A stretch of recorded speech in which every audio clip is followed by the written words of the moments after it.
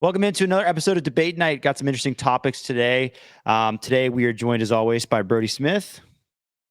Yeah, I learned from this week's Grip Block that Gannon Burr is not actually from Iowa and is actually from Idaho. So I appreciate you guys always dropping the tidbits of knowledge there. That's a good point. Not a lot of people know that. We're also joined by Tyler today. Happy to be here. Hunter is with us from outside.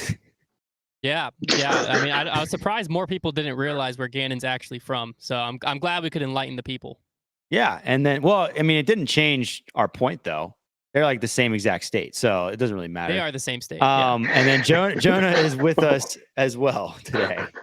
Squeezing this in right before my calculus class, so let's do this thing. Nice. Yeah, we got to get this in for calculus. Because Jonah just might leave in the middle of the show, and it's because he's going to take calculus. Hopefully How is not. your school year not over yet?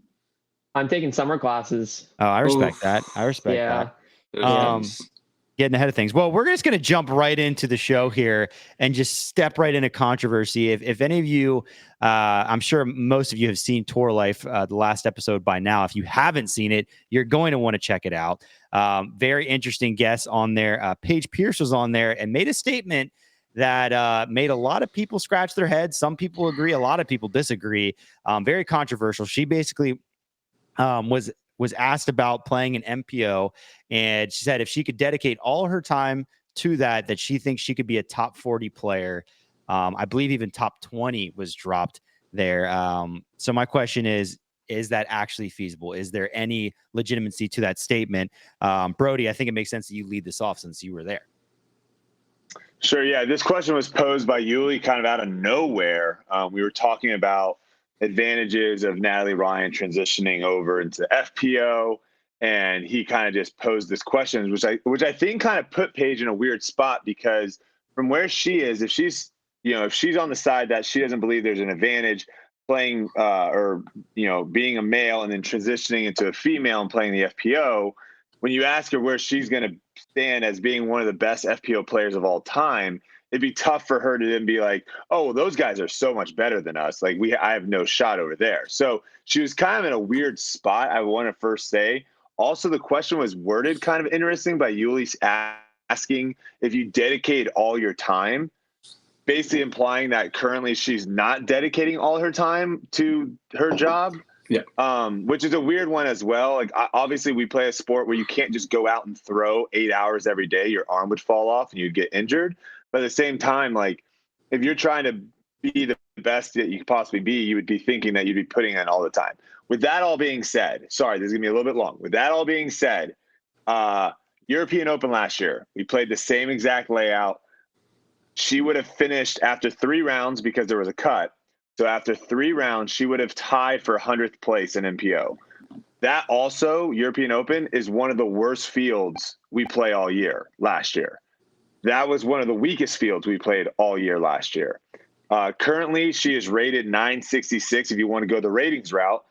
Her highest rating ever, though, was 996. If you look at her highest rating ever, there are currently 600 players in the world rated higher than 996.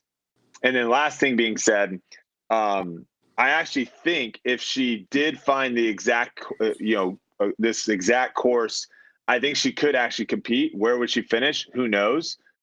But the problem right now is I look through our schedule. I don't see that course. We aren't really playing. I mean, there's Waco. Like that's a shorter course that I guess, but that also involves, gap hitting and stuff like that. And she hasn't shown that much success at Waco in the past. So I don't know, but I will say I am interested. And I would love for her to put all her chips on the table and play in an MPO event, because I think there would be a lot of chatter leading into that tournament. That would certainly be fascinating. Yeah, I don't know. Tyler, what do you think? Yeah, well, what we need to say off is start with by saying is that she's going to go down as like probably the best women's player to ever play disc golf, right? But when you look at what she said, I feel like it's a little disrespectful to the rest of the guys that are around top 40 and over. Because when she made that statement on UDisc at the time, Nico LaCastro was 40th on UDisc. And if you look at Statmando's way of doing world rankings, Nate Sexton was 40th. So Nico just started off a really hot round and played really well at Beaver State Fling. And if you think that Paige and Nico are going to compete very closely together, I don't think that's actually feasible, and I don't think that's actually something that would happen. If you look at what she did at the OTB Open, right, she had a 1,004 rated tournament for that tournament. If she had done that in the field and you take that rating into MPO, she would have been top 64 player and she would have tied Casey White, right? And if you want to go even further, you can go back to looking at 2017 at USDGC. She was finishing, I think it was 78th, and then there was a couple ones between 60 and the 90 mark where she was finishing. So, how many years ago was that? 6 years ago, she was finishing in top 70, top 80. And if you look at now, she could be finishing 65th. So I don't think there's any really weight behind it. As Brodie said, we probably should. She needs to give it a go and see what she can do to maybe back up what she said. Hunter, what do you think? Does Paige have a shot? Absolutely. 100%. I don't know how everyone's overlooked this. All she needs is just a time machine to go back to like early 2000s, mid 90s. Boom. Top 40 right there. Now, if we're trying to look at modern day, sure, no chance. I want to actually amplify two of Brodie's points with the European Open. First off, I think it's important that the European Open she won. So it's not like she just had an off tournament. She didn't play that well. She won the European Open, would have finished in 100th. Secondly, with the European Open, it was weaker than every Pro Tour last year as well, field strength wise, using Statmando's field strength. It wasn't one of the weakest; it was the weakest field they would have faced all year. Now, I think Tyler brought up USDGC. I think that's a great thing that players have done before. The only FPO player to ever cash at USDGC was Juliana Korver back in the day. I think she was in last cash or close to last cash, and she's also arguably one of the greatest ever. I mean, at the end of the day, though, it's just comparing apples to oranges. I think that Paige was kind of just caught off guard with the question. I would bet you that going back now, she probably doesn't believe what she said fully. And if she does, I mean, it makes sense where the best player in the world, I mean, you're going to have a best player in the world. You're going to have like that not God complex, but like a, where you just like feel invincible. You know what I'm saying? Like you're the best player in the world. So I think that's a fair thing. But I think if she really sat down and she was looking to players outside of the top 40 in the rankings currently and telling both of them, I'm better than you. And I don't think that that's what she meant. So I think we got to take it with a grain of salt. No chance she could actually do it. Hunter, kind of gaslighting. But Jonah, what do you think? Yeah, I mean, one of my points was like, Brodie, I believe at this very moment you're like in the mid 50s somewhere. Forgive me if that's incorrect on UDIS. But for like world rankings, sure. 56. I looked it up. Okay, yeah. So like, is she beating Brodie by 16 places a week in and week out? I definitely think not. And then in Tour Life, she compared herself to Emerson Keith's winning, and she said, yeah, like he is the greatest barometer for how I would do because we have the closest skill set out there. I actually disagree with that because Paige's forehand is nowhere near the level of Emerson's forehand, and he displayed a lot of accuracy with the forehand at the OTB Open. So I really think that there's a big disparity there. She may be able to gain a stroke or two over him in putting, but definitely not. And then there was also the consideration about greatness versus absolute just pure skill. If you compare this to other sports, like is Aaron Rodgers the best quarterback of all time? Sure. But is he the greatest? No, it's Tom Brady. So it's a matter of, is she maybe the greatest FPO player of all time? Yeah, there's an argument for that. I would think she is. I mean, I wasn't really able to watch Juliana or Elaine King play in their prime. But is she the best FPO player right now? I disagree with that. I think it's Kristen. So there's a big discrepancy there in terms of what is she comparing herself to in terms of how high in the field she would place. And then so there's some other players that she would be outranking if she was a top 40 player. Ezra Robinson, Robert Burridge, Greg Barsby, a major champion, Eric Oakley, Jeremy Colling, Scott Withers, and others. So just to kind of put that out there, some food for thought. Yeah, certainly. It's certainly a bold statement. Brodie, would you have something to say? Additional, I think kind of going to what Hunter was talking about with the God complex or ego, which I think all top players have to have. There was an interesting moment too, where she explained how if she was playing on a card and outdrove someone or birdied someone and took the tee box, that the male pros that she was playing with would crumble, and that would be an advantage for her. Two things there. One, there's more than just three people in the field. Yeah. So there's a bunch of other people that's not happening to. And then the other thing too, it's an interesting thing of where basically saying that these guys, their egos would get at them by having Paige go further than them, when she's basically doing the same thing about talking about her ego being a top 40 player. I agree, she was put in a weird spot. I think maybe, like Hunter said, if she could go back in time, she would have been like, oh, I don't know, it'd be fun to try and see. I think that might have been an answer. But I will say she does know how to get the people going. There was a lot of people talking about it, and I need to see it happen. I need to see it happen. I need to see it happen. I need stakes from everyone on here right now on if she cashes or not cashes. We need to all put our money on the line. That's a different thing. This isn't can she finish top 40 once. It's be a top 40 player. No, I know, but that's a completely different thing. I would take either bet. I would take either bet too, but I'm just saying that those are two completely different statements. I would think like maybe she could just have the right course, right everything fall in line and finish top 40 once. But being a top 40, maybe a top 20 player, throw it out the window. No, I agree, but let's do baby steps. Let's just see if top 40 in an event. That would be impressive. Which is around the cash line at a pretty standard. It would be very interesting. Which is also like, again, sorry, real quick. If you guys are talking ratings, because I know Tyler mentioned like her rating, how it would do in OTB. Hard to do that when they're playing a completely different layout. Right. To just assume that the rating is going to transfer over like that. Field rating. And ratings are perfect. And also okay, I'll leave Hunter with that. Yeah, it's interesting. I'd be curious to see somebody from the Disc Golf Pro Tour needs to like do their diligence and ask her like a follow up on that, like at one of the events. That's what we need. Yeah. All right. Quick points update. 100%. Brodie and Jonah in the lead at 3 points. Hunter and Tyler both with 2. This is another kind of controversial subject. Something that wasn't really on my radar, and then I saw it popping up on Twitter. Some people had tweeted at me about it. Drew Gibson and some other players, particularly Drew, though, we're bringing attention to the purse at the Beaver State Fling, basically saying that it was low, and he had brought up the stat that it had actually gone down.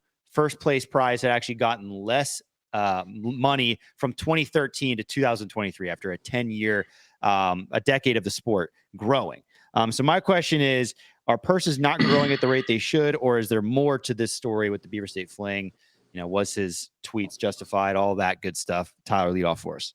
I mean, it is justified talking about inflation rates and that kind of additive to it, or whatever the case may be. But it's also a Silver Series. It used to be a quote unquote bigger event back in the day. I know no one wants to hear that argument. But I think the other thing that needs to be talked about is what is our marketing team doing to Disc Golf Pro Tour? You know, I think we need to start evaluating about how we can start raising more money and different types of money. Like, has it been talked about giving away the naming rights to somebody for sponsorship money throughout the entire year to bump the purse up? I'm just kind of curious about what are we doing to bump our purses? Because I know we had Jeff Spring on the show for you, Brodie, and he was like, yeah, this is what we plan to do to have some significant pay bump. He really didn't give a solid answer, in my opinion. It's kind of disappointing that we're not keeping pace with some other sports that are growing at the rate that we are. Yeah, certainly some questions there. Absolutely. Hunter, what do you think? Well, I think that this is a little bit cherry-picked from Drew's part, because 2013, it was the peak pinnacle of disc golf. It was a national tour event, I believe. It has been a national tour event several times. It is now a silver event. So a lot of the fundraising efforts and focus that the Pro Tour is putting in, they don't put into silver events nearly as much. So I thought Ella Hansen actually made a great point in responding to Drew, which is 2012, first place at MVP, which back then was the Vibram Open, $3,000. 2022, first place, $12,500. So I think that now the second part of the question, our purse is not growing at the rate they should. That's a whole separate question that I think Beaver State's an isolated incident where, yeah, it's weird, but you got to look at a lot of things surrounding it. Now, I do think our purses should be farther ahead than where they are now with the amount of money that's in the sport. But money seems to be going to, it's almost like the circle of money kind of goes to manufacturers, to players, to market discs, and then, you know, money, the outside money is coming from us, the consumers, versus from sponsorship. And a lot of that outside money is going to players, not to purses. But that's a whole separate issue that I don't think the Beaver State tells the full story of. So I think it's a little bit cherry-picked. Okay, Jonah, do you think so too? Cherry-picked, or is there validity there?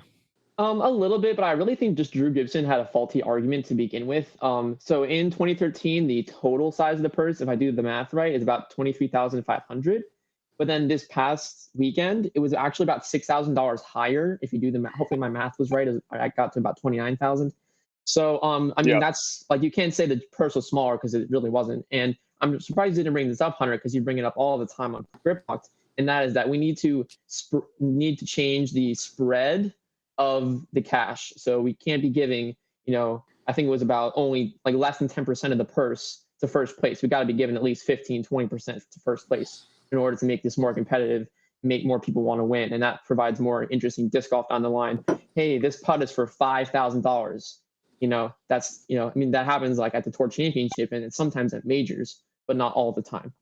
And then that being said, we also need to attract outside sponsors to increase the purse. I think we kind of touched on this already, but having, like a trail shoe company or an athletic wear company or something like that, like to bring a new like name to our sport and kind of include disc golf in their individual advertising will really make a difference here. Yeah, really good point about the total purse size. That is definitely a solid point there. Brodie, what did you think about the purse? So to talk about what Jonah just said, I think I was talking to Ezra about this, and he made a good point. He said that instead of the focus right now being on like redistributing the money that we're currently having, right? So like lower people down the leaderboard don't get any money, and that money moves up. The focus probably should be more long-term focus, which is like, how do we get more money in than just spreading the little money that we have? I actually made a very similar tweet and just my shock to seeing that Eagle had won $3,000, not knowing that Drew had tweeted or anything like that. I just went on and looked at it, getting ready for Tour Life, and I was like, wow, $3,000. My whole tweet was just like, Beaver State Fling felt like a big tournament when we were there. There was a lot of players, good players. The fans were there, a lot of vendors, and it felt like a big tournament. So the big issue here, though, is the added cash. Okay, and I think sometimes we don't think about this, and I think some people don't look at this. There was only $10,000 added cash. The $30,000 that Jonah was talking about the purse, 20,000 of that came to players. I made the metaphor that essentially what we're doing right now is we're essentially going over to one of our friends' house. All of us are putting $100 on the table and saying, hey, let's all play poker for the money that we just threw. And the Disc Golf Pro Tour is our friend's house parents, and they're like, hey, we'll order the pizza. That's essentially what's happening right now. We are basically paying our way into like playing these things. And then when you start doing the math of how much it costs to fly to these tournaments or drive to these tournaments, how much it costs for an Airbnb or hotel, how much it costs for gas, food, all these things added onto that. I mean, you might be walking taxes. Yeah. I mean, you might if I may make a quick point here, Trevor, I really want to add on to that. Yeah. So also in the 2023 tournament, we paid out, I believe, tied to 44th, and then in the 2013 tournament, they paid out to tied 31st. So that's 13 places, not even players. How many people were in the field, though? How many people were in the field? It was like 108 this year and like about 80 back then. So it increased to 28 players as well. So, I mean, that's why they paid out more. Right. That's what I'm saying. But they had to spread the money out more. And you also got to think about this. Like, I don't know the intricacies of player deals, but a lot of times manufacturer sponsorships do cover entry fees for players. And that is a part of their expenses. But yeah, this is ultimately the problem right now is if you're not a sponsored player and you're really good at disc golf, it's going to be very hard for you to play in these tournaments unless you have like a honey fund or not having parents or something like that. The chances of you having a tour card or not being a sponsored player, I think, are extremely low. Yeah, I mean, we've talked about this though, about like how some people are just on tour. Hunter, I think, needs to do like a deep dive at some point. Hunter and Trevor, you guys need to do that because I think it is a fascinating story of just like, how is this person touring every year? Like, what are they doing to be able to stay out there and survive? Over the years, there has been a lot of people that are curious as to, and like some people are just, they live just there are some people who DoorDash in between tournaments and they live very low cost. Yeah. There are other people that have trust funds like that. There's some people you're just like, oh, that's how they did it. Like, it's just like, it's always something, but it's certainly always interesting. But really good point though, about kind of you guys also have to tune into Tour Life, because I'm going to drop a little story that happened where something that shouldn't have happened to me that cost me a stroke. And I essentially was like, well, at least this is only going to cost me $20 and not like $30,000 or $40,000. Well, I wonder. It made it a little bit easier to swallow. With it being a silver event, I do wonder how much like the proximity to an elite series matters when we're talking added cash wise. Because if I'm a local business, say, or anyone who wants to support a Portland disc golf tournament, why am I choosing the silver event 2 weeks before the Portland Open? Valid if I point. have an option. Because Valid like we're flying into Portland and we're playing Milo MacGyver. It's like a 30-minute drive. Like they're Or the if same you're place. if you're anywhere in the Northwest and you're like, there's gonna be 2 silvers and an elite up here, why would not put ourselves in front of the elite? I think that we're kind of glossing over a silver event. I get made fun of for saying it all the time. A silver event, it's not nearly as important as a pro tour. It's just like a few years from now, I genuinely believe, I'm not just making a hot take, I genuinely believe the top players will not be playing silver events in the future. I don't think that that's on the calendar and on the radar. I think that these are just eventually going to be qualifying events or just ways they test things. So I think that no one's really focused or caring about, and it just like it got cherry picked out, and now it seems to be a bigger deal. We need to be looking at like the elite events, the purses, they're going drastically up. Final point on that, there is one of those things of where if the Disc Golf Pro Tour puts their brand and puts their stamp on something, it's tough when there's A tiers around the United States that are happening where the purses are almost the same. Yeah, that's tough. Yeah, we ran a B tier with 10,000 added. It's true. Whenever the Pro Tour puts their logo all over it, it's tough to separate things. I think people get caught up on that. All right, moving on to the next subject, kind of related to this one. Quick points update: Jonah and Brodie tied in the lead at 6. Tyler 3 points. Hunter with 4 points. So speaking of elite events and silver events, we have the upcoming Portland Open here, and this is going to be our first Elite Plus event of the season, the first Elite Plus event ever. My question is, what is the point of having these plus events? Why do they need to exist? Hunter? There is no point. It's pointless. I mean, this is essentially like it's similar to the playoff system they currently have, where they have like playoff events prior to majors, and then it just goes back to the play.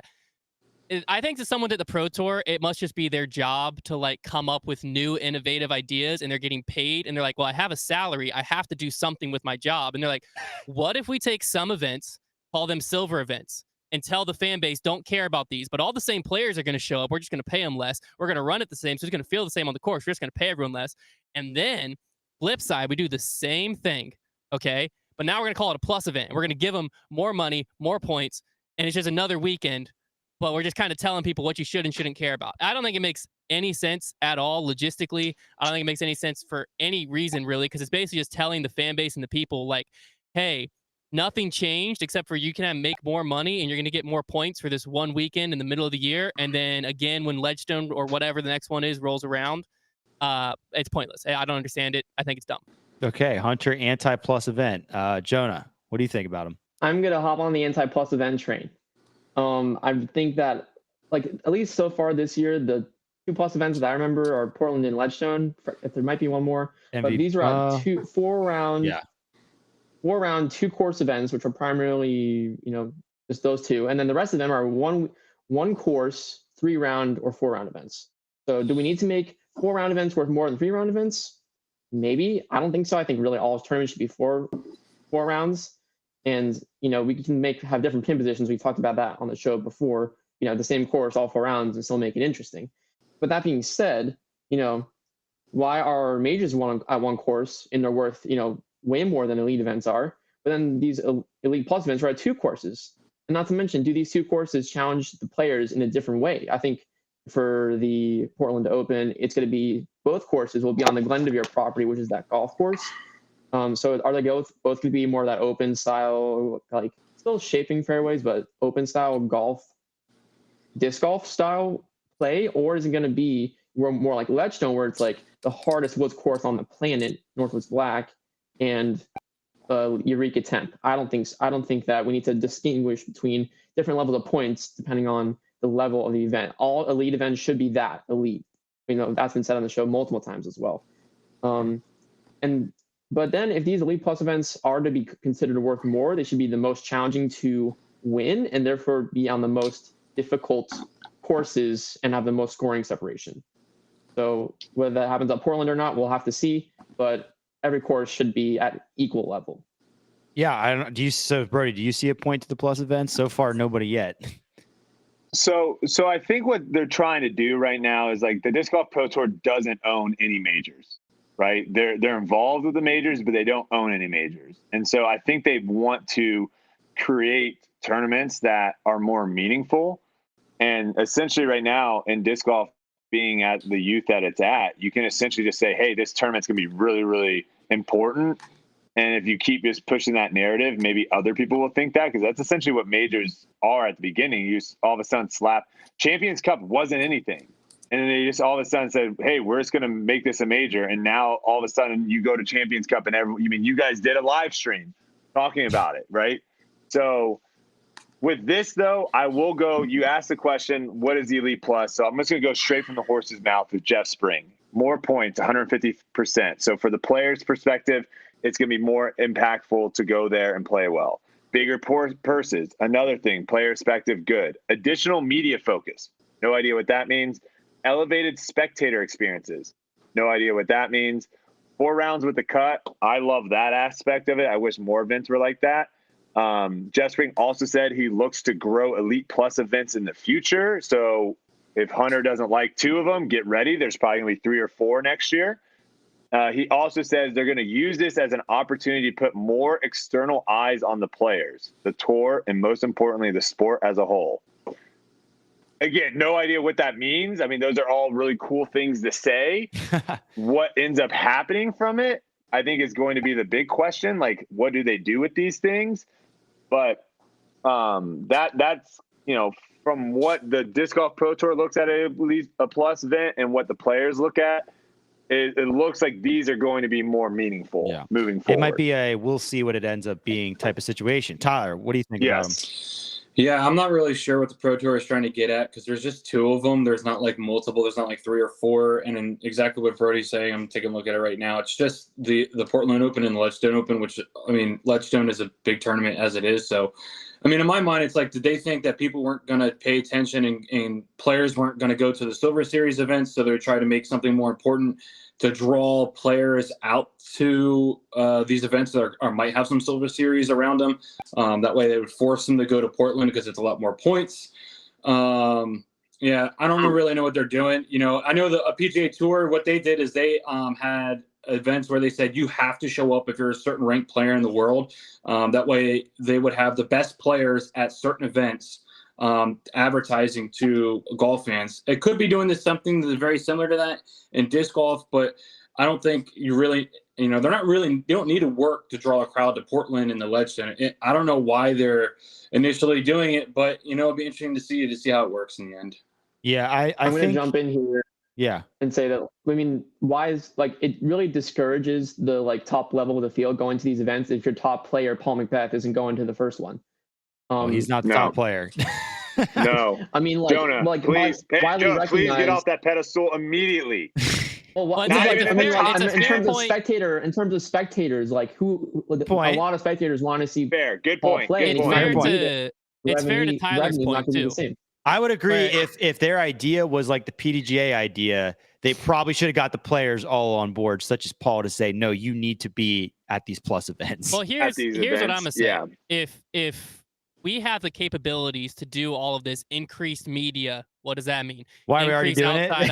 Why aren't we doing it on the elite events? Like, why are we like, hey, these two, we're gonna flex all our muscles. But the rest of it, because now you're just telling me we have 2 different Silver Series. There could be a test, though. We got We got silver events, and we got the Silver Series, also known as the elite events, and then we got the true elite events, and there's 2 of them. I think it's going to be we're just going to see what they do. This could be a test, because if they put a lot of money into this event to make it better than all the other ones, and they saying the ROI is not there, then at least they haven't. I mean, hey, at least they're not doing like a 15-week tour concert series or something and paying someone a crap ton of money for a couple people to come out and play music. I mean, that's good. Here's what I don't get about it, though. If you want to see the ROI and you want to test stuff, why are you telling people you should care more about this? That just throws the test out the window. If you want to test, is there ROI on this? You should be doing this at an elite event and just seeing, hey, did it work out? Because if you're telling us these matter more, I don't know. You want to care more. You want to let people know, and then maybe once they show up, then that'll change their mind going forward. Because if you don't, you might just not show up if you didn't know there was anything different. But this might get new people. There has to be an audience to give an opinion. But it's a lot of it is they're trying to like grow outside audience and stuff like that. What I'm saying is that doesn't make sense if you're telling more people you need to watch this event because it matters more. Then you can't test and be like, oh, look, our test worked out. X amount of more people watch. I think it's. Well, yeah, I feel like it's going to be. It matters more. I feel like it's going to be more based on spectators than maybe live viewers. I want to double down like just for a quick second. I mean, like I said earlier, I wonder if they just made the Portland Open because how often do people do that West Coast swing during this time of year? That actually is a very valid point on the getting people out there. So that's what I'm saying. If you make Portland Open a primary I don't know why spot you did Ledgestone though. Well, Ledgestone's in there. I'm just saying, like Portland Open, if they say, okay, we're going to make this one worth a lot more, it's going to make everybody want to do the West Coast swing then. I think that's probably the only reason why they did that. That is a valid point. I will say though, Hunter, if you put a lot of money and marketing into something and telling a bunch of people like, hey, pay attention to this, it's important, and then you find out that it didn't work, that tells you a lot real fast though. Yeah. Yeah, like if you do all that and nothing changes, then you're like, well, that wasn't worth it. It'll definitely be. I'm just saying, like, if it does bring ROI, it's like a question of is it because we told people it mattered more, or is it because we put this more time and energy into it? It's not a true test. Oh, gotcha. Yeah, I gotcha. Well, I mean, they'll just turn everything into an Elite Plus if it works, and then and then they'll just do plus and plus. And, they'll just keep doing that. I still like the idea that someone just got bored and was like told, hey, you're supposed to work 5 hours more today. And they're like, well, frick. All right, we got silver events. Might as well throw something on the other end of the scale. I do like them moving to having a cut. The only issue is like, I'm not a huge fan of 4 rounds simply just because of the money it costs to play in 4 rounds at a tournament versus how much money you actually make at the tournament. I don't think it makes sense right now. I think tournaments hot take. I think tournaments almost should be 2 days, 2 rounds a day. Yeah. Get us in, get us out. Yeah, I agree to that. Hot take. That is a hot take. I'd be interested to see what pros think about that. Tea time final round. Well, we'll see. If you're in Portland for the Portland Open, make sure to keep your eyes peeled for that enhanced media coverage and let us know what you think. Quick points update headed into our final topic for elimination. Brodie in the lead at 8 right now. Jonah followed up at 7, Hunter at 6, and Tyler at 5. This last one I kind of threw in there because I think it's a little bit interesting right now. It's kind of a hot subject at the moment as far as niche sports go. And that's pickleball. So pickleball right now, if you have been paying attention to, I don't even know what you'd have to be paying attention to. Probably somebody in your friend group has at this point mentioned you something about pickleball. If you haven't played it yourself, it's been booming as of late. Kind of resembling what we felt like disc golf was doing in years past. But the one thing we've noticed is that pickleball is getting celebrity attention. There are really big money sources getting behind it. It's kind of doing a lot of things that we hoped that disc golf would do at a quicker pace. So my question is, does this rise of pickleball popularity pose a significant threat to disc golf? And why is it achieving so much that disc golf hoped to achieve in a quicker time? Jonah, lead off for us. So I actually have a personal story with this exact point. So in Fort Lauderdale, South Florida, there's a public park, Snyder Park, is the home of the South Florida Open, A-tier, down in South Florida every December. Paul McBeth played it last year. And there's actually a threat of a development of pickleball courts right in the middle of an open part of the course. And so the disc golf community down by me was really upset about this and decided to file a petition to the County Parks and Rec Department, or maybe the City of Fort Lauderdale Parks and Rec Department. I don't really have any recent update on this, but there is a reason why pickleball is getting way more of this attention and way more of this screen time, so to speak. And that's because of their target audience. And mainly in the large scheme of things across local communities, that's retirees. And that is why many of them who are like actual retirees are not working, have the money to invest into pickleball. Now, whether or not that means that there are disc golfers out there that also have the money are not willing to spend it, I don't really know for sure. We do have people like Dylan Cease, buying properties and building courses, but there is a reason why, all that money is kind of coming into pickleball faster, is because they have more of a dedicated audience that spans a wider variety. And that being said, like there's also things that happen like that kind of in between pickleball and disc golf that aren't necessarily, in disc golf's favor. For example, pickleball is much more popular locally amongst women than disc golf is, and it also means that that opens up more opportunities for tournaments for women and individual development, team building, things like that. Also doesn't help that Paul McBeth posted about pickleball on a story once a day. So, last little tidbit there, but yeah, we'll leave it at that. Valid point. It seems like disc golf is just turning against us right now. Brodie, what do you think? I would just say, like, unfortunately, sometimes your interests aren't the interests of the majority, and that is completely okay. And I love disc golf. I love throwing the Frisbee. It's one of my favorite things I've ever found in this life, basically, to like do as a hobby and do as a sport. But sometimes it's just not something that clicks with the majority of people, and that is okay. We can do everything we can to try to get people to try it, to see if they enjoy it. But there's a reason why like soccer is so popular, or football or baseball, or now pickleball or whatever.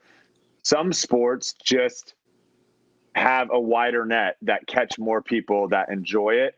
I think there's also a lot of things that pickleball is doing with not doing, but how the sport is set up, of how social it can be, how easy it is for you to play a game and then play a game against someone else right away on a different court.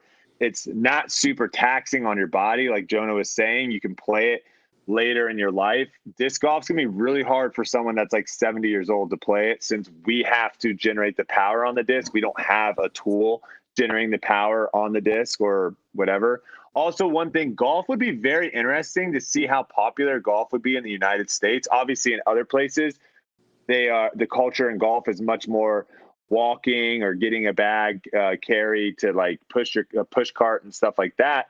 But it'd be very interesting to see how popular these courses would be if there were no carts, there was no cart lady, there wasn't a restaurant, there wasn't a pro shop. It'd be interesting to see how many people would actually want to go and play golf. I think very few would. So there's things like that we could do in disc golf to make disc golf a little bit more appealing to others. But I think at the end of the day, it's okay to be in a sport that you passionately love, and not everyone else around you is going to have the same feelings. Yeah, definitely fair to say. Tyler, what do you think? Is pickleball taking over? Yeah, it definitely is. I mean, one name is like LeBron James got involved, and he is a large investor. And so I think it's a lot easier to televise pickleball than it is for disc golf, because you just have one court, everyone's going to be there. And also, like a lot of the retiree guys who play tennis, like Andre Agassi, he just came on and said, pickleball is awesome because I get to get better at something. And I was at a point in my career where I was getting worse at something. So now you're getting some of those pulls of like these guys who used to be good that, are retiring and now are getting involved. And also it's super awesome to watch the highlights on like Instagram reels of these guys doing crazy things, but it's really accessible pickleball, right? You can play at any age. If you want to stop, you just stop and you get in your car and you go home. You don't have to walk all the way back from the disc golf course to do it. The marketing side of pickleball is really what is separation of disc golf, and disc golf just takes a lot more effort, a lot more work, a lot more people want to get involved in pickleball. So unfortunately they are, and every disc golfer loves pickleball is what it seems like too. So they're doing a good job of getting free advertising for pickleball. Yeah, it's a good sport, and everybody who plays it wants to talk about it. Hunter, do you have the pickleball fever? Yeah, I mean, I think that well, first off, I think pickleball it's similar to disc golf in like the ease of access, and you quickly get good at it. Like it's an easy sport to get good, a hard sport to get great at. I think disc golf and pickleball share similarities. Where they fall apart at is how the low barrier to entry of install of a pickleball court is literally, you got a tennis court at your country club or at your park. Put down some new lines and see if your people like it. And one of the key things I think to the rise of pickleball's popularity is in what I just said, country clubs.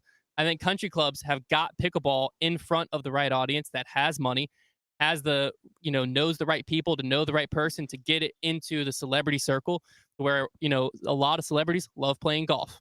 That's a very common, easy thing. A lot of athletes, they go out, they play golf. Very high chance they've seen pickleball at their country club being played.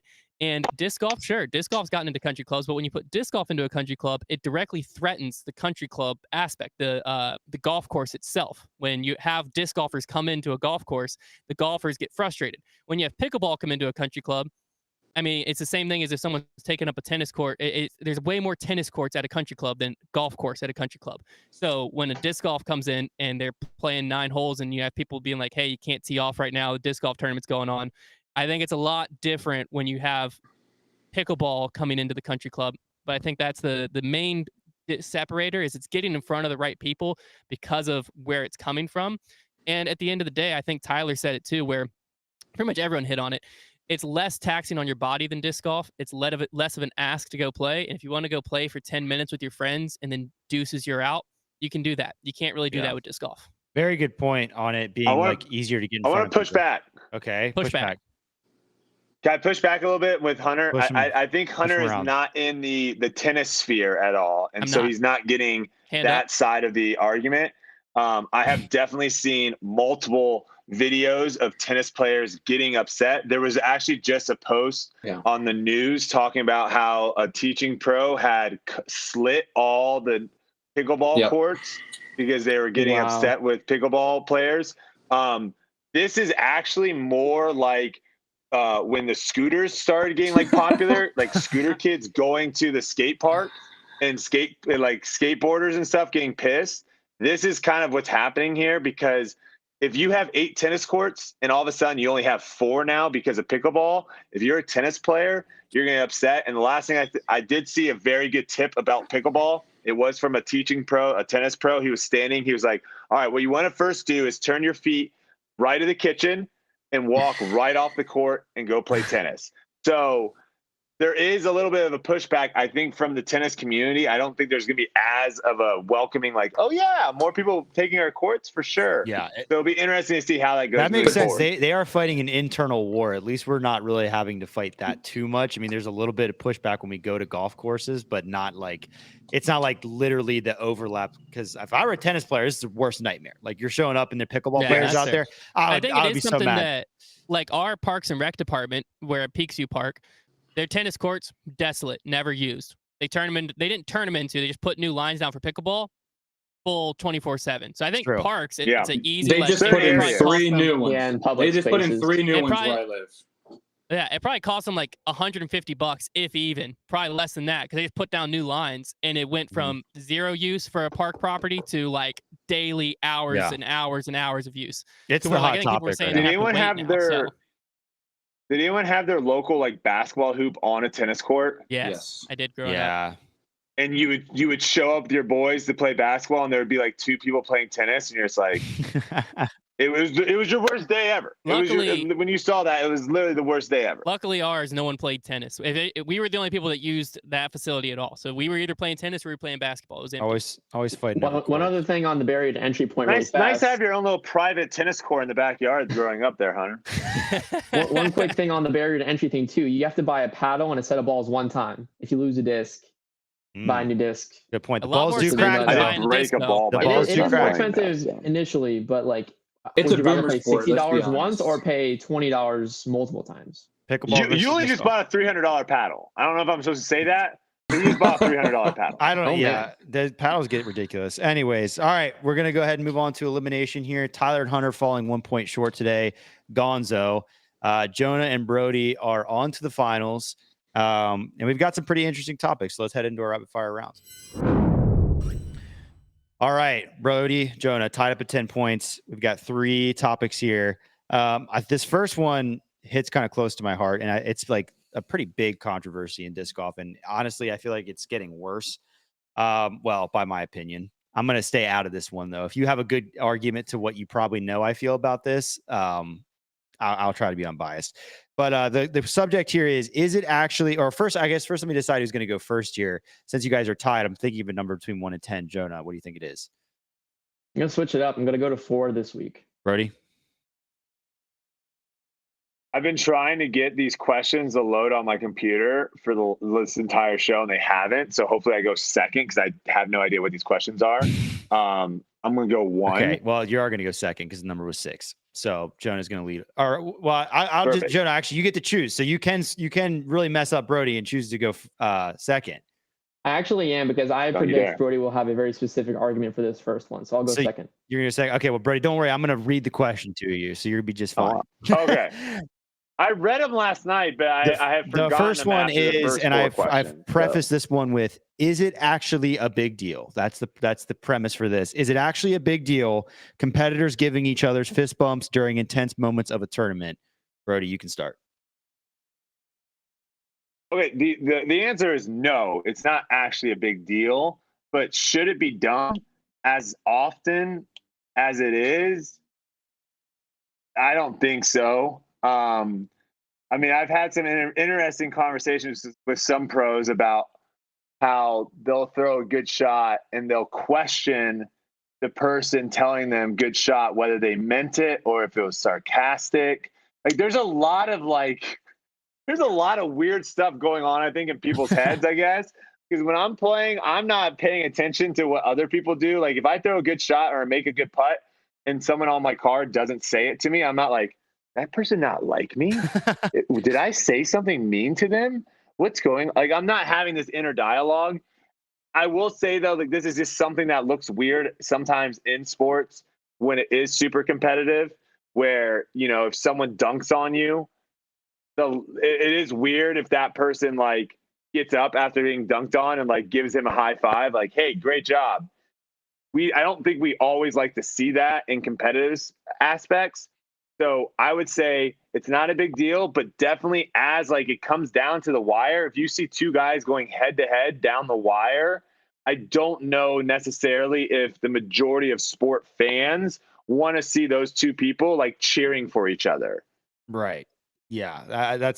You should be focused on, you shouldn't be, like, negatively cheering for someone, but you should be focused on trying to do well yourself. Yeah. And not so much like what the other person's doing, if that makes sense. Fair enough. Jonah, what do you think? Yeah, there's definitely a weird balance here between sportsmanship and competitiveness, but I'm actually going to take this first side first, and that's what the spectators are for. The spectators are there to congratulate a player on a good shot, not their competitors. And disc golf is unique in that they are competing against the course, number one, as opposed to the people on their card. But I still think that, especially at the pro level, the spectators are there for a reason. They're there to congratulate the shots. And then the spectators, I think, are pretty honest in terms of the shot selection. Like, hey, if it was an okay shot, they'll do a nice polite clap. But if it's a really awesome, like, 70-foot putt, they're going to go wild. So that's still pretty cool. But then again, like, what's special about disc golf is the camaraderie between players. So I think definitely side with saving the congratulations for after the round. But it's still something to consider as it is, like, becoming a part of our sport.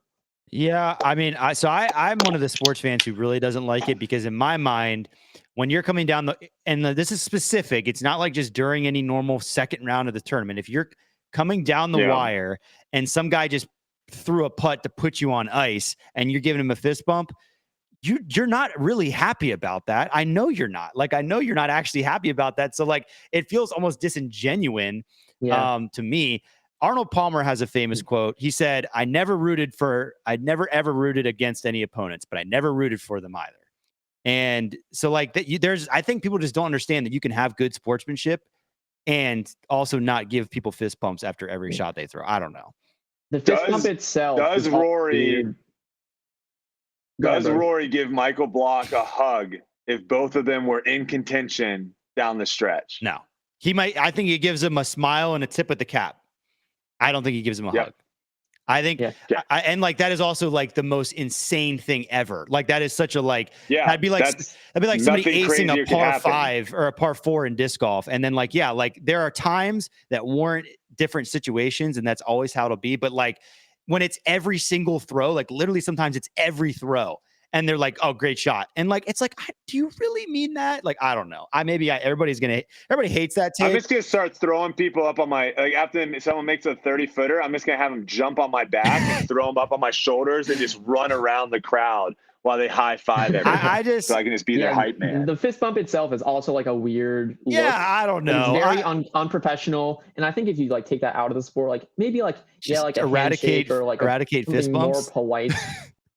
Like Jonah wants no more fist bumps. I don't know. After the round and before the round, that's it. Nothing else. I don't know. It always weirds me out. What about on the 18th tee, Jonah? You like that? Fist bumps on the 18th tee? Oh, I did that, dude. I did that 2 days ago. It was fine. We're playing a casual round, but I mean, still like. Dang, dude, that's serious business. All right, on to the next subject. Tied up still. This next one, somebody tweeted this one to me, and I think it's a little bit of an interesting topic. We have a lot of different world ranking systems right now, and the question was, should a panel be deciding the world rankings rather than an algorithm? That's simply the question there. Now, I guess we go to Jonah first. Yeah. So, I mean, bottom line here, it doesn't really matter if a panel is decided because then everyone's going to complain about who's on the panel. People complain about who's on the college football playoff panel already. I'm trying to think if there's any other major sports that have a panel decide. I mean, there's journalists who decide like who's top 10 in this sport or that sport at any given moment. But that's what power rankings are for. And the foundation, and other guys do an awesome job with the power rankings. So I think, for a world ranking system, like every other sport uses tour points or, like how well they do at certain events, not dominance index or any other, made up statistic. UDIS can still have theirs and Statmando can still have theirs. And are they more accurate? That way to be seen. But I think that, using the tour points or like the way the PGA Tour does it, where it's how many points you acquire per event you play, is a better indication of who is at the top at any given moment. Well, the question is too, like, is just the Disc Golf Pro Tour standings just the best indicator of world rankings anyways? Brodie, what do you think about all of it? The Disc Golf Pro Tour standings are a pretty good indicator at the end of the season once everyone, has all their tournaments and has their drop-offs and everything. Right now, you still have a lot of people that have played only a handful of events and others that have played way more. So they're further up on the leaderboard than they actually maybe skill-wise should be. This is going to get really interesting once the world rankings, or if the world rankings are continued to be used as qualifiers into events. And we're starting to see it a little bit right now where some events are using like top 50 or something gets in. And when you start doing that, then I think you're going to start seeing a lot of pushback of like, why the heck is this person not in the top 50? And I think players are going to be asking questions. So it's definitely something that the Pro Tour and the other entities that are dealing with the majors should be looking at. And I agree with Jonah in the sense that I don't think right now we have a system that's really the best. So there probably needs to be something that is created, I guess you could say. And one of those things that probably should be looked at is like the strength of field. Tour points are great and all, but going, the Eagle won just the same amount of tour points winning the Beaver State Fling as the person that is going to win the Rochester tournament the week before Worlds that no one's going to play in. So that's where we have to kind of look to see like, how hard of a field was it that they competed in? And I think that makes more sense. Really strong. Yeah. I think that the Beaver State Fling actually was almost the same level of strength as OTB Open. Yeah. So, I think in the future, we need to look at doing it a better way than we currently are. Probably. Yeah, I mean, that's definitely a good point with the qualification thing. Because it's at the end of the day, world rankings, whoop-de-doo. If it's, even if it's deciding an award or this or that, who really cares? But as soon as it becomes like something that's going to change people's seasons or what they can and cannot play in, that's when it becomes like you would see a lot of pushback. But right now, yeah, I think you're right, Jonah, in the sense too, that people will always argue it. It really doesn't matter. It's tough to find the objective things to look at. All right, headed into the last subject. Brodie has a 1-point lead. This one is, with every season becomes another debate on commentators and who is the best pair of commentators and who does this right or wrong. so many people have their opinions on the on like Nate Doss and then like the Philo Ian combo. There's like different sides of the table at almost this point. But the question here, and I think this has started to change a little bit amongst disc golf commentators, but I think some people don't like it. My question is, are commentators harsh enough on players when they make mistakes? And then should they be? That would be the other part of that question. Brodie, what do you think? I think there's still a lot of bias in commentary right now. I think there are a lot of the commentators are friends or friendly with players, and I think fans watching can see that, of where they're harder on certain players and give other players passes or make excuses for other players. I don't think that's good. I think you want to try to have an unbiased commentary as much as possible. And yeah, as far as like being critical and stuff, I think you have to. I think when someone makes a mistake and you think that you have an idea of why they made the mistake or what's going on in their head, I think those are all insights that we want to do. One thing I'll say with commentary, and this is something that I guess people have also, additionally to your question, has been brought up, is I think a lot of times the commentary that we see is like radio commentary. So if I'm listening to the commentary and not watching, I think it's great, because I know when they're telling me when they throw the disc, they're telling me that the disc is in the air. They're telling me that disc is rolling. They're telling me this, and then they're asking someone, "Hey Terry, did you see where that landed? Every single shot." And then Terry's telling me what's going on. It's great radio, but I can see what's happening. And I think commentary, you need to be like adding in the elements that we can't pick up by seeing. And I think that maybe be the biggest thing that's being missed right now a lot of times in the commentary, is like the additional information of, if I can't see it, then tell me. But if I can see it, I don't need to know that this person's wearing a black shirt. Yeah. I can see that they're wearing a black shirt. Well, the funny thing is, it's the reason it's felt like radio commentary is because they're not there either. So they almost have to. Like, there's been so many events where every single drive, it's, okay, Nate, okay, Terry, where is that? Yeah, like tell us where that is. It's like we might as well be commentating, because we're all in the same booth. Nobody knows where that shot landed. It has been very much that way this year, which I'm grateful. At least we have the ability to call on those people on the field, but it does become much like a radio show. Jonah, what do you think about the commentary? Almost like those people should be doing the commentary. Yeah. Anyways. Yeah, Trevor kind of took my first point, which was the commentators don't really know the course if they're not there. Yeah. Granted, if they have prior playing experience, that's one thing. But a lot of these courses are starting to change now. Like even at Beaver State Fling, it's that new Riverbend layout, which by the way is insane. And if you're shooting 10 under par, that course is monstrous. But like, has Ian Anderson or Philo Brathwaite ever played that layout of the course? No. And have they ever stepped foot on that new property? No.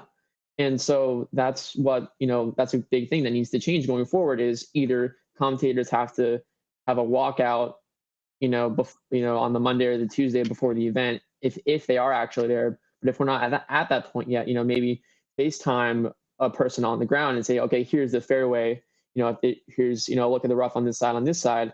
And, and then also just something else to point out is the definition of the roles between the play-by-play and the color commentator.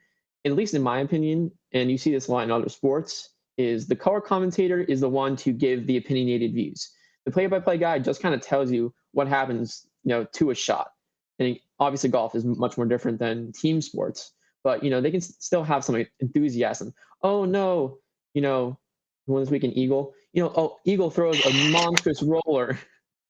Eagle throws a monstrous roller on enthusiastic. 16. Oh no. Yeah.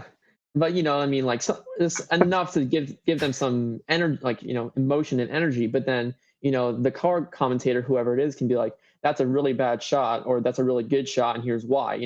There's rough on this side. They really want to miss on this side of the fairway. If they have 5 feet left or right, they have a better putt, things like that. And so I think that there's certain commentators who are starting to find their stride with that. Shout out to Brian Earhart. I think he does a great job, especially in the color seat. But then there's some that are still kind of really casual, lacking professionalism. And in terms of the judging the players more, I think that because of this camaraderie they have with the players, because most of them are recently former players, especially, some of them they still play every other event, like Nate Perkins or Nate Sexton. from time to time. So that's a problem, I think. And commentators really need to either be commentators the full year or players the full year, or start have a bulk of the season and not go mix and matching.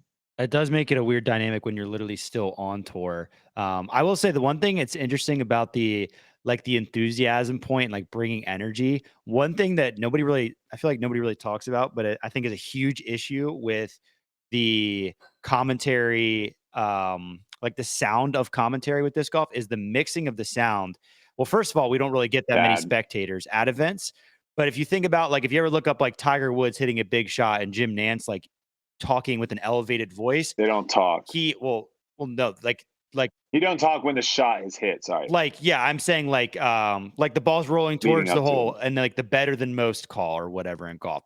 Mm-hmm. The crowd is making noise that his voice is almost droning in with, that like right now, if somebody throws a good shot, it's like you hear the noise from the course cut away and Doss's voice come on and just start screaming. And it's like, it's the weirdest mixing of sound. All you got to do is look at like the holy shot from Worlds.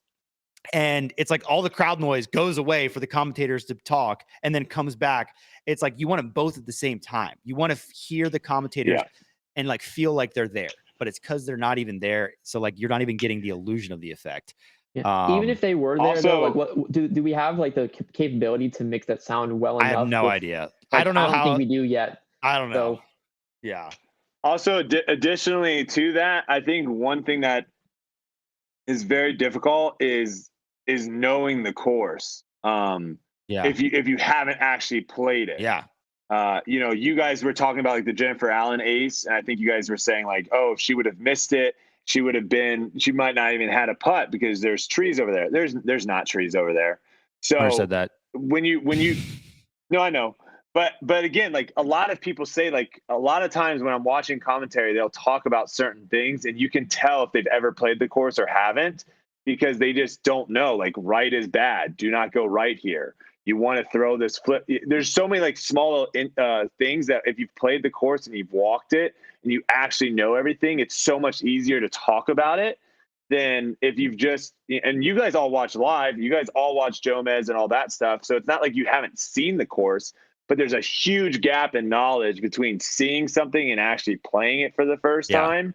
And I think sometimes that gets missed a lot of times is just having that course knowledge to be able to tell you exactly where they're at and what they're going to have to, go through moving forward. No, most definitely. Most definitely. Well, that's going to wrap it up. Brodie does end up winning by 1 point today. Unfortunately, Jonah does not get to take a win to calculus class, but runner up today and a good show. Brodie, any final words?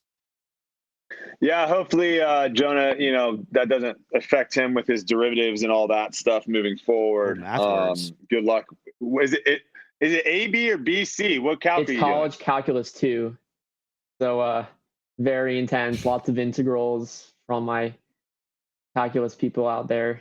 And hey, maybe, physics of disc golf is pretty interesting. So maybe there's a future for me.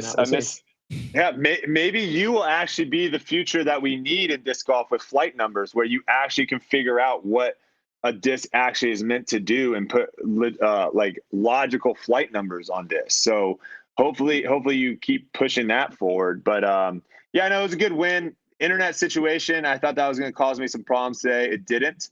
It was good to see Hunter with some of his takes. I was really hoping someone was going to take like the Paige Pierce stand. I think that would have been very fascinating to have like a fan of Paige Pierce basically backing her up. It kind of sucks that 4 dudes are on here just basically saying like, oh no, there's no way Paige Pierce would be able to beat us. We're so much better. So I still want to see Paige go out there and try it. I think that would be very, very fascinating. And it's also something that's interesting too. I'll leave it at this. When you guys play in a tournament, do you care who you beat? Is that something like if I have a buddy in the field, then I care if I beat him. But that's about I only care if I beat Trevor with everything I do in my life. Pretty much. I think my hot take is if you care about like the people that you beat. So like, let's say you get 30th place and you're like, oh, but I beat this person, this person, this person. You're not good at disc golf. That's my hot take.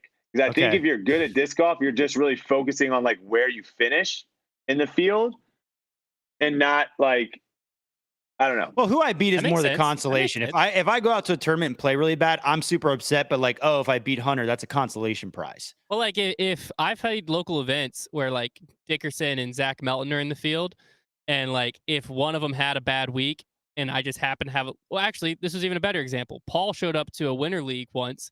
I was in like 6th place, but I beat Paul by 2 first round.